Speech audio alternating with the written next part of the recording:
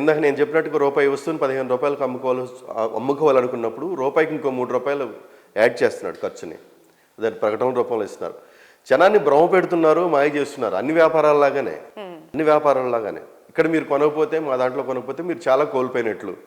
వ్యాపార ప్రకటన అంటేనే మనకు లేని అవసరాన్ని సృష్టించడం. మామూలుగా లేని అవసరాన్ని సృష్టించేదే వ్యాపార ప్రకటన. మామూలుగా ఇల్లు అనేది ఒక అవసరం, రియల్గా వాస్తవికమైన అవసరం. అది ఆ అవసరాన్ని మరింత అవసరం, మా దగ్గరే కొంటేనే మీ అవసరాలన్నీ తీరుతాయని చెప్పడమే రియల్ ఎస్టేట్ ప్రకటనల సారాంశం. కాబట్టి దాన్ని ప్రకటన ఎలా ఉండాలి, అబద్ధాలు చెప్పకుండా ఉంటే చాలు. అంతవరకు ప్రభుత్వ నియంత్రణ ఉండాలి, ప్రకటనలు చేసుకునివ్వండి. సో దేశంలోనే హైదరాబాద్ రియల్ ఎస్టేట్ రంగం ఒక మొదటి స్థానంలో ఉంది అనే వార్త అని ఎంతవరకు నిజం? మొదటి స్థానం అనేది కాదు, కానీ పరుగులు పెడుతున్న నగరాల్లో హైదరాబాద్ ఉంది. ఇది ఆగిపోయే పరుగు కాదు, ఏ రోజు స్తంభించే అవకాశం లేదు. ఇది ఒక జీవనదిలాగా ఉంది ఇప్పుడు హైదరాబాద్ నగరం. మొదటి స్థానం అనేది ఇప్పుడు భారతదేశంలో ఏది, ఢిల్లీ పెద్ద నగరమా, ముంబై పెద్ద నగరమా, ఇది ఎక్కడ గ్రోత్ ఎక్కువగా ఉంది, ఇట్లా లెక్కలు వేయలేం మనం. ఇవన్నీ కూడా ఆల్రెడీ ముంబైలో ఉన్న ధరలు భారతదేశంలో ఇంకెక్కడా లేవు. అట్లాగే కొన్ని ప్రాంతాల్లో ఉంటాయి. హైదరాబాద్లో జూబ్లీ హిల్సో, మాదాపూరో, లేదంటే బెంగళూరులో కొన్ని ఏరియాలోనూ, మనం ద్వితీయ శ్రేణి నగరాల్లో కూడా హైదరాబాద్లో, విజయవాడలో మహాత్మా గాంధీ రోడ్డు అంటారు, బందర్ రోడ్లోనో ఇట్లా కొన్ని అంటుంటారు. ఇలాంటి దగ్గర రేట్లు ఎక్కువగా ఉంటాయి అట్లా. కాబట్టి హైదరాబాదు అనేది మొదటి స్థానం కాదు, మొదటి 5 స్థానాల్లో హైదరాబాద్ ఎప్పుడూ ఒక దాదాపు 2 దశాబ్దాల నుంచి 3 దశాబ్దాల నుంచి ఉంది. మొదట ఈ 5 స్థానాల్లో అది కొనసాగుతుంది, భవిష్యత్తులో కూడా కొనసాగుతుంది, అందులో డౌటే లేదు. మొదట 5 స్థానాల్లో ఉండటం మొదటి స్థానంలో ఉన్నట్టు. ఆల్మోస్ట్ ఒకసారి బెంగళూరు ముందు ఉండొచ్చు, ఒకసారి హైదరాబాద్ ముందు ఉండొచ్చు, తేడా అంతే. కానీ హైదరాబాద్ ఆగే పరుగు కాదు ఇది. అలాగే ఇందాక మనం మాట్లాడుకున్నాం ల్యాండ్ కబ్జాల గురించి. చాలామంది ఫేస్ చేస్తున్న ప్రాబ్లం ఇది. అది మేబీ బయటికి రాకపోవచ్చు, కానీ ఇది చాలా ప్రధానమైన సమస్య.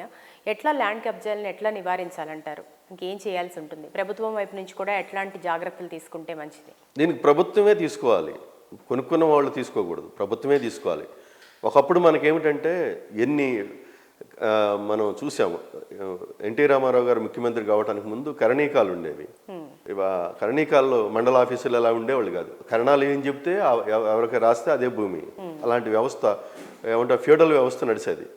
తర్వాత మనకి మండల వ్యవస్థ వచ్చిన తర్వాత, కరణీకాలు రద్దు అయిపోయిన తర్వాత రెవెన్యూ సిస్టమ్ కొంచెం దారిలో పడింది. అది ఇంకా దారిలో పడాలి. మనం ముఖ్యంగా రంగారెడ్డి జిల్లా ప్రాంతము ఒక మహానగరానికి చుట్టూ ఆనుకుని ఉన్న అన్ని జిల్లాల్లో కూడా అక్రమాలకు ఎక్కువ తాగుంటుంది. అది కూడా ఒకప్పుడు అసలు ధరలు లేని ల్యాండ్స్ ఇవన్నీ. రంగారెడ్డి జిల్లాల భూములు నీళ్లు లేక, అంటే పొలాలు అవన్నీ సరిగ్గా పండని భూములు అవన్నీ. హైదరాబాద్ నగరం విస్తరించడం వల్ల అవన్నీ ఇప్పుడు బంగారం అయ్యాయి. సో ఇవన్నీ, ఈ కబ్జాల నుంచి భూమిని కాపాడాల్సిన బాధ్యత ప్రభుత్వాందే. అది రెవెన్యూ వాళ్ళ చేతుల్లో ఉంది. రెవెన్యూ కరెక్ట్గా ఒక సర్వే నెంబర్ వేస్తే ఆ సర్వే నెంబర్ మళ్ళీ డూప్లికేషన్ కాకూడదు, రిపీట్ కాకూడదు ఎక్కడ. రెండోది, సబ్ రిజిస్టార్లో రిజిస్ట్రేషన్ శాఖ ఉంది. రిజిస్ట్రేషన్ శాఖ మీద ఒక జోక్ ఉంటుంది, చార్మినార్ కూడా నీకు రాసిస్తారని అంటుంటారు. అది అలా కూడా జరుగుతూ ఉన్నాయి కదా. తీసుకెళ్ళిపోయి ఒక ఫేక్ డాక్యుమెంట్ ఇంకో ఫేక్ డాక్యుమెంట్ కింద మారుతుంది. అది అధికారికి అథెంటిసిటీ వస్తుంది ఆ కాగితానికి. ఇట్లా జరుగుతూ ఉండేవి. ఇప్పుడు అవన్నీ సెటరేట్ చేస్తుంది. ఇప్పుడు గత గవర్నమెంట్ మన తెలంగాణలో చూస్తే, గత ప్రభుత్వం ధరణి అని పెట్టింది, దాంట్లో కొన్ని అవకతవకలు ఉన్నాయనే పేరుతో అవన్నీ అవకతవకలను సవరిస్తూ మళ్ళీ గవర్నమెంట్ రేవంత్ రెడ్డి గారి ప్రభుత్వం ఇప్పుడు దాన్ని భూభారతి అనే పేరుతో మళ్ళీ కొత్తగా తయారు చేసి, ఇందాక నేను చెప్పినట్టు ఒక యాప్ కూడా తెస్తుంది. ఇవన్నీ కూడా ఇదే కాదు, అసలు ఈ ల్యాండ్ రిలేటెడ్గా ఉన్నది, ఇంటి స్థలం కానీ, ఇంటి ఫ్లాట్ కానీ స్థలం కానీ, ఇవన్నీ సివిల్ ఇష్యూస్. కానీ మన పోలీస్ స్టేషన్లో ఆస్తి తగాదాల పేరుతో పోలీస్ స్టేషన్లో నమోదైన అన్నీ సివిల్ కేసులు, అవన్నీ క్రిమినల్ కేసులుగా నమోదు కాబడుతున్నాయి. అదొక దారుణం. అలా దారుణం, అది జరగకూడదు. అక్కడ కూడా ఎవడు ఒక డబ్బున్నవాడు లేదా చలాయించగలిగిన వాడు దాన్ని క్రిమినల్ కేసు కింద మారుస్తున్నాడు. సివిల్ ఇష్యూస్ని క్రిమినల్ ఇష్యూస్గా మారుస్తున్నారు ఏదో ఒకటి తీసుకొచ్చి ఆ అధికారుల మీద.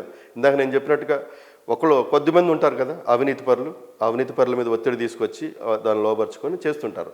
పోలీస్ స్టేషన్లో ఉన్న సివిల్ ఈ ల్యాండ్ స్థిరాస్తి రిలేటెడ్గా ఉన్న ఆ కేసులన్నీ అన్నిటిలో 90% అవి సివిల్ తగాదాలే, క్రిమినల్ తగాదాలు కాదు. అవి కూడా ఇలా మ్యానిపులేట్ చేయబడతా ఉన్నాయి. సో ఇవన్నీ అంటే పోలీస్ వ్యవస్థ, రెవెన్యూ వ్యవస్థ, రిజిస్ట్రేషన్ల శాఖ, ఇవన్నీ ప్రక్షాళన కావాలి. ఇవన్నీ కావాలి. ఎఫ్ఐఆర్ అనేది నోట్ చేసుకోకూడదు, నమోదు చేయకూడదు. దాని మీద జనరల్గా వాళ్ళు కూడా పోలీసులు కూడా ప్రాథమిక విచారణ చేసిన తర్వాత చేస్తారు. కొన్ని అందుకే వాళ్ళు వద్దంట, మీది ఇది సివిల్ ఇష్యూ, మాకు సంబంధం లేదని చెప్తారు. కానీ ఎక్కడన్నా ఇందాక నేను చెప్పాను చూసారా, దానిలో ఏదో ఒక చిన్న గొడవని యాడ్ చేస్తే చేసేస్తారు కదా. అది కదా, అది జరుగుతుంది. అది చిన్న గొడవ, చెక్కనో ఇంకేదో యాడ్ చేస్తారు, అయిపోతుంది. అది ఆ కేసులు కూడా రకరకాలుగా పెడుతుంటారు.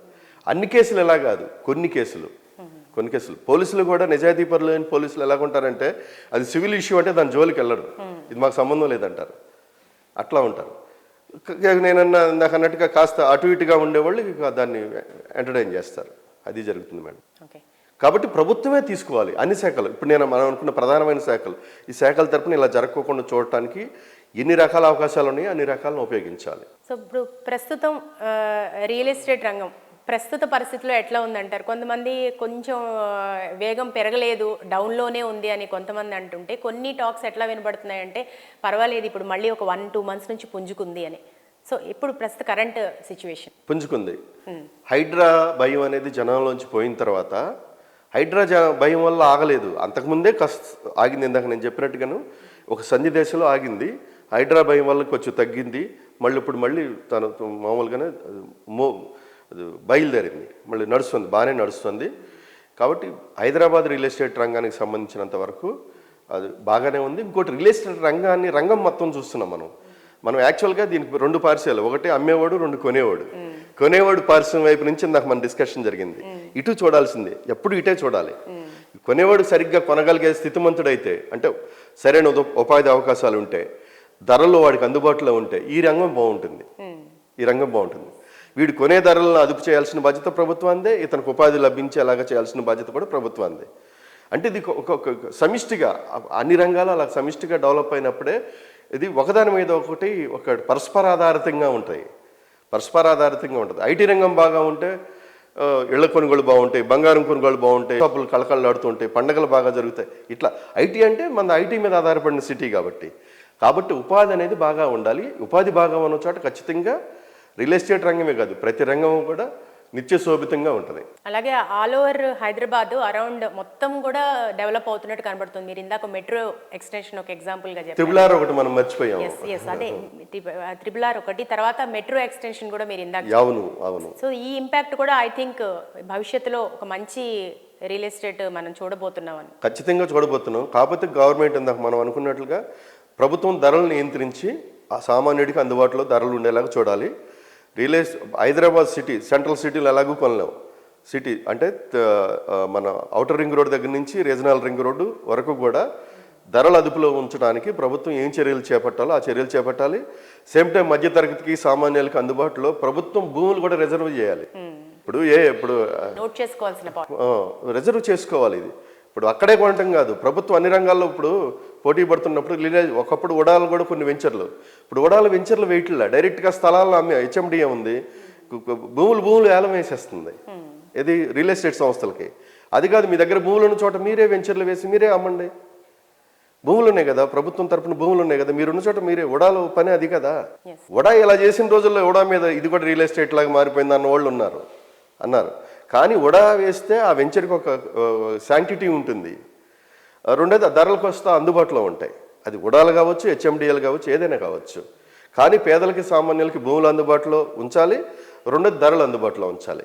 ప్రభుత్వం దృష్టికోణం కూడా మారాల్సిన అవసరం ఉంది. కేవలం పేదలకి ఇళ్ళు స్థలాలు, డబుల్ బెడ్రూమ్ ఇళ్ళు కట్టించడమో కాదు, ఇంకా మిగతా మధ్యతరగతి వాళ్ళు ఉంటారు. సో అన్ని సెక్టార్లని దృష్టిలో పెట్టుకొని ఇది ప్రయత్నం చేయాల్సి ఉంది. అలాగే అందరినీ ఒక రకంగా చెప్పాలంటే ఇప్పటి వరకు మనం మాట్లాడుకున్న టాపిక్స్ లో అందరినీ భయపెడుతున్న ఈ హైదరాబాద్ రియల్ ఎస్టేట్ భవితవ్యం ఓవరాల్ గా ఎలా ఉంటుందని మీరు చెప్తారు? హైదరాబాద్ రియల్ ఎస్టేట్ భవితవ్యం ఇటు వ్యాపార రియల్ ఎస్టేట్ సంస్థల పరంగా చూసినప్పుడు ఇది ఖచ్చితంగా ఇది బంగారు గని. ఇక్కడ ఇల్లు కొనుక్కోవాలనుకున్న వాళ్ళు, లేకపోతే స్థలం కొనుక్కోవాలనుకున్న వాళ్ళు, ఇందాక మీరు అన్నారు తెలుగువారు ప్రపంచంలో ఎక్కడున్నా, అది 2 రాష్ట్రాల్లో తెలుగువారు కానీ, ప్రపంచంలో విదేశాల్లో ఉంటున్న తెలుగువారు కానీ, హైదరాబాద్లో మనకి ఇంత జాగా ఉంటే లేకపోతే ఒక ఇల్లు ఉంటే బాగుండు అనుకునే వాళ్ళ సంఖ్య ఇప్పటికే బాగా ఉంది. వాళ్ళు హ్యాపీగా హైదరాబాద్లో కొనుక్కోవచ్చు. వాళ్ళందరూ కొనుక్కుంటారు కాబట్టి రియల్ ఎస్టేట్ సంస్థలు కూడా హ్యాపీగా ఇక్కడ వ్యాపారం చేసుకోవచ్చు. ఎన్ఆర్ఐలే ఎక్కువ మంది ఇప్పుడు కన్స్ట్రక్షన్స్ లో ఎక్కువగా చేస్తుంది కూడా ఎన్ఆర్ఐస్. ఎన్ఆర్ఎస్, ఎస్, అవును. కాబట్టి హైదరాబాద్ రియల్ ఎస్టేట్ భౌతికం చాలా బాగుంటుంది, అందులో ఎటువంటి సందేహాలకు ఆస్కారం లేదు. ఒకటి ఇందాక చెప్పినట్టు ధరలు అందుబాటులో ఉండాలి, భూములు మధ్యతరగతి సామాన్యులకు అందుబాటులో ఉండేలాగా ప్రభుత్వం కూడా చర్యలు చేపట్టాలి.